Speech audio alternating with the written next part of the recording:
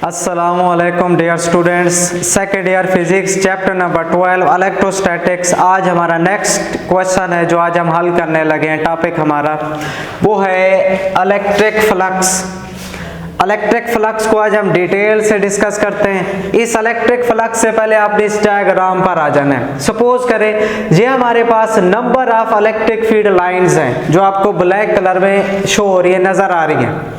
ये 1 2 3 4 5 6 7 8 9 up to सो 1। इस तरह से बहुत सारी हमारे पास इलेक्ट्रिक फील्ड लाइंस हैं जो यहाँ से इमिट हो रही हैं। इन इलेक्ट्रिक फील्ड लाइंस के अगर हम एक परपेंडिकुलर एरिया प्लेस करें, उस एरिया में से जितना इलेक्ट्रिक फील्ड लाइंस पास करेंगी उस एरिया के अंदर में से, उसे हम बोलेंगे ये उस एरिया की इलेक्ट्रिक फ्लक्स है।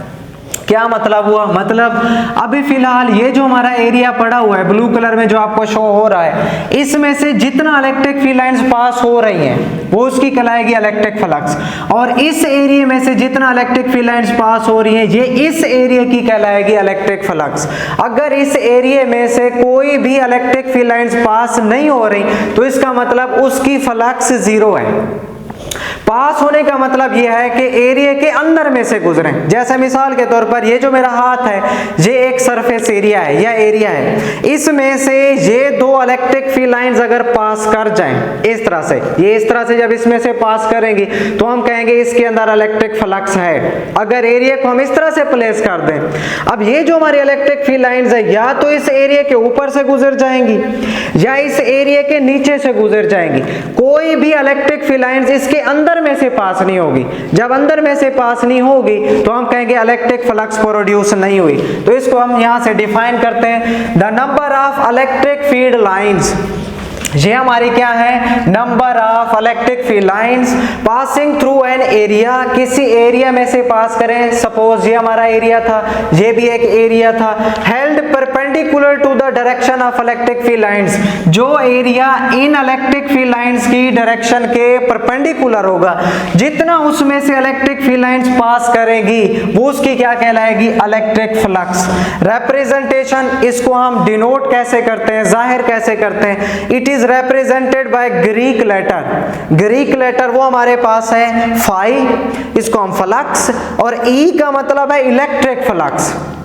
आगे चल के हम पढ़ेंगे मैग्नेटिक फ्लक्स, लेकिन ई जो हमने यहाँ प्लेस किया हुआ है इस ई का क्या मतलब है? Electric flux. फार्मूला अगर हम इसका डिराइव करें यहाँ से, mathematically it can be written as dot product of E and A. Dot product और क्रॉस प्रोडक्ट फर्स्ट ईयर में हम ये पढ़ चुके हैं डिटेल से। डॉट प्रोडक्ट cos थीटा में होता है, क्रॉस प्रोडक्ट sin थीटा वाला जो होता है। तो अगर हम डॉट प्रोडक्ट लें किसका?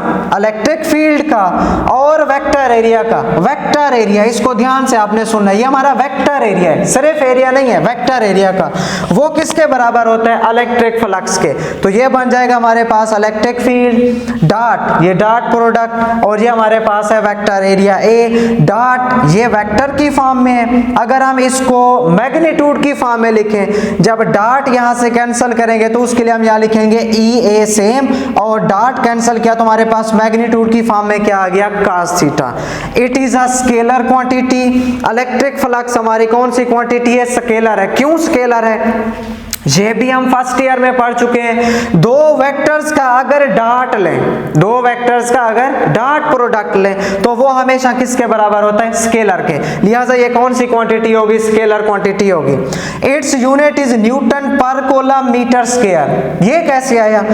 ई इलेक्ट्रिक फील्ड इंटेंसिटी, इसका हमने फार्मूला पढ़ा था। ई किसके इक्वल होता है? E is equal to F over Q.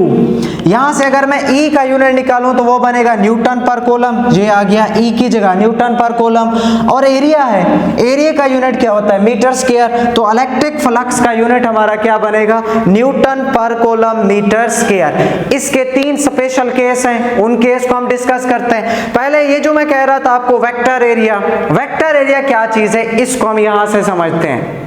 Vector area के लिए सपोज करें ये मेरे पास एक सरफेस एरिया है, जैसे ये मेरा हाथ है, ये एक सरफेस एरिया है, इसे मैं सरफेस एरिया बोलूंगा। ये एक एरिया है, जैसे व्हाइट बोर्ड का ये सारा एरिया है, ये इसका सिर्फ एरिया है। वेक्टर एरिया क्या होगा, अगर हम एरिया के ऊपर या सरफेस एरिया के ऊपर एक परपेंडिकुलर ड्रा करें तो वो जो परपेंडिकुलर होगा वो उसका वेक्टर एरिया कहलाएगा। जैसे फॉर एग्जांपल ये हमारे पास है सरफेस एरिया, इसके ऊपर अगर हम ये वेक्टर एरिया ड्रा करें, परपेंडिकुलर ड्रा करें, नॉर्मल ड्रा करें, ये जो नॉर्मल है ये नॉर्मल इसका क्या कहलाएगा, वेक्टर एरिया कहलाएगा। इस नॉर्मल की मैग्नीट्यूड कितना होगी, जितना मैग्नीट्यूड इस सरफेस एरिया की होगी उतने मैग्नीट्यूड का हमने नॉर्मल ड्रा करना है, मतलब मिकदार का। और इसकी डायरेक्शन क्या होगी, इसकी डायरेक्शन सरफेस एरिया के परपेंडिकुलर होगी, मतलब 90 डिग्री के एंगल पर होगा। तो अब यह हुआ हमारा सरफेस एरिया। सरफेस एरिया के ऊपर हमने क्या ड्रा किया, नॉर्मल, मतलब परपेंडिकुलर, जो कितने डिग्री का एंगल बना रहा है, 90 डिग्री का। अब ये वाला लाइन या ये वाली एरो का साइन जो हमने डाला है कितना बड़ा होना चाहिए, जितना इस एरिया की मैग्नीट्यूड है उतना हमने इस वेक्टर एरिया की लाइन खींचनी है, मैग्नीट्यूड लेनी है। और डायरेक्शन में हमेशा ये इसके क्या रहेगा, नॉर्मल या परपेंडिकुलर। अब देखें इसको मैं डिफाइन करता हूं, the area whose magnitude is equal to the surface area.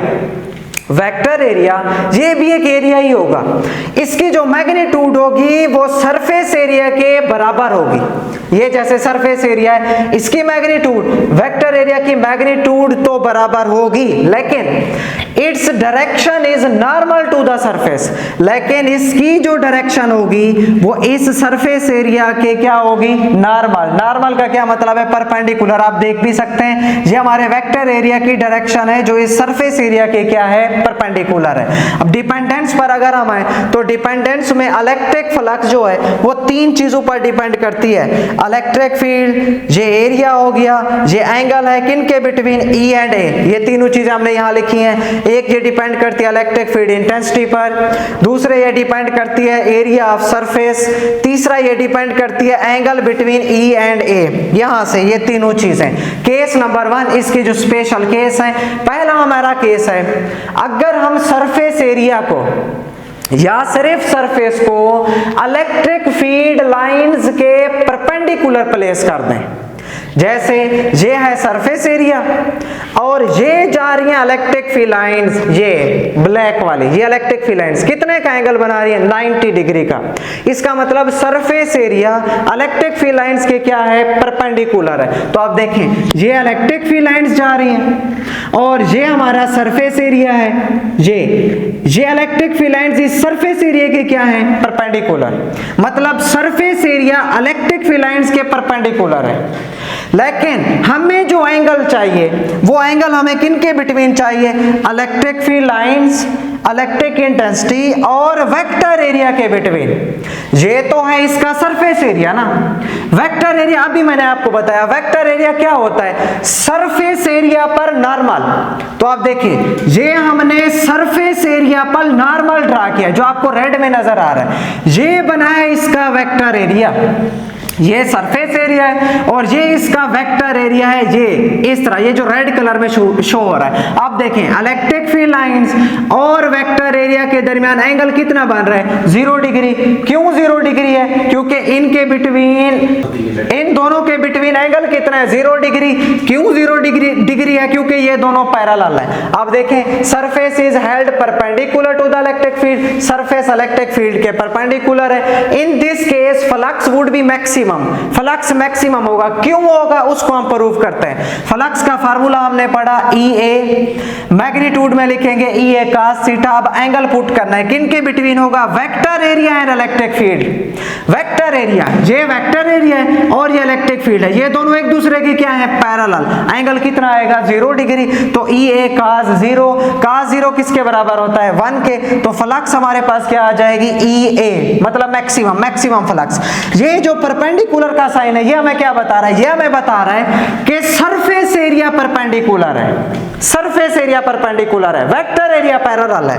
Next इसका दूसरा case, surface is held parallel to the field. ये हमारी सरफेस फील्ड के क्या हो अगर पैरेलल, तो हम चेक करते हैं इलेक्ट्रिक फ्लक्स कितना आएगी। ये तो हुई सरफेस एरिया, ये हुआ सरफेस एरिया। अब हमने वेक्टर एरिया ड्रा करना है। वेक्टर एरिया कैसे ड्रा करेंगे, इसके ऊपर परपेंडिकुलर, ये आ गया हमारे पास परपेंडिकुलर। तो देखें ये सरफेस एरिया, ये इसके ऊपर परपेंडिकुलर, ये किसको शो कर रहा है, वेक्टर एरिया को। एंगल कितना बनाएंगे इसके साथ, 90 का नहीं बनेगा। ये जो हमारी इलेक्ट्रिक फील्ड लाइन जा रही है, ये कितने का एंगल बनाएगी, 90 डिग्री का। इस तरह से जब ये आगे जाएंगी तो 90 डिग्री का एंगल बनाएगी। अब फार्मूले में पुट करते हैं, इन this case flux will be zero. क्यों जीरो होगी उसको प्रूव करते हैं। Flux E A cos theta, theta की जगह क्या आ जाएगा 90। क्यों 90, क्योंकि इलेक्ट्रिक फील्ड और वेक्टर एरिया एक दूसरे के क्या है, परपेंडिकुलर। cos 90 किसके बराबर होता है, जीरो के।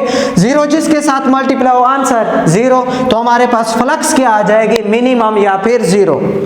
और ये जो आपको दो रेड वाली लाइनें नजर आ रही हैं, इसका मतलब है सरफेस एरिया पैरेलल है। सरफेस एरिया, वेक्टर एरिया नहीं, वेक्टर एरिया परपेंडिकुलर है, सरफेस एरिया हमारे पास क्या है, पैरेलल। हमने एंगल लेना है वेक्टर एरिया के दरमियान, जिसकी वजह से मैंने 90 डिग्री यहां पर पुट किया है। तीसरा और आखिरी केस इसका, surface is neither parallel nor perpendicular. ना पैरेलल हो और ना ही परपेंडिकुलर हो, मतलब एट एनी एंगल थीटा हो, किसी एंगल थीटा पर हो तो क्या होगा, surface is neither parallel nor perpendicular. In this case flux is neither maximum nor minimum. ना मैक्सिमम होगी ना मिनिमम, क्योंकि ना पैरेलल है ना परपेंडिकुलर है। जैसे मिसाल के तौर पर ये हमारी इलेक्ट्रिक फील्ड लाइंस हैं, इलेक्ट्रिक फील्ड, ये हमारा है एरिया जो क्या है, ना पैरेलल है ना परपेंडिकुलर है, बल्कि एट एन एंगल थीटा है। और ये है इसका वेक्टर एरिया ए, ये भी ना पैरेलल है ना परपेंडिकुलर। यहाँ पर जो हमने ड्रा किया उसी के हिसाब से यहाँ से हम इलेक्ट्रिक फील्ड लाइंस को चेक करेंगे। तो इसका फार्मूला क्या बनेगा, flux is equal to E A cos theta. जो भी एंगल आएगा 45 है, 60 है या फिर 35 है, 40 है, यहाँ पर हम पुट करेंगे तो हमारे पास फ्लक्स आ जाएगी जो ना मिनिमम होगी ना ही मैक्सिमम होगी, बल्कि इन बिटवीन होगी मैक्सिमम और मिनिमम के। तो स्टूडेंट्स ये आज का हमारा लेक्चर था इलेक्ट्रिक फ्लक्स। नेक्स्ट इंशाल्लाह फिर इसका नेक्स्ट टॉपिक डिस्कस करेंगे। अल्लाह हाफिज।